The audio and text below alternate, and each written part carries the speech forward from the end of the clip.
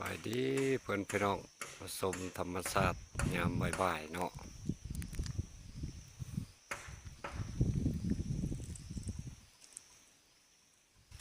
ธรรมชาติลาวสำเหนือ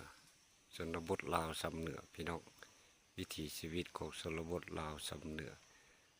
เต็มไป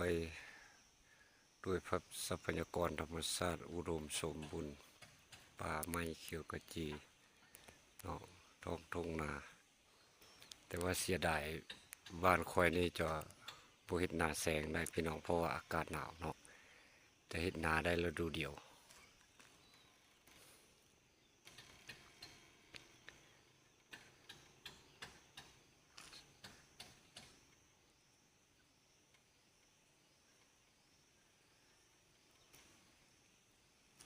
ส่วน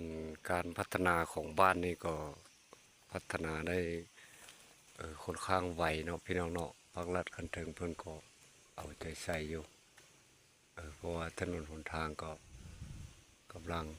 ซ่อมแปลงใหม่ๆ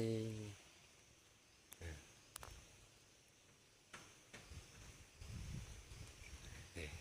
มันเป็นหนทางที่สวยงามเนาะพี่น้องเนาะ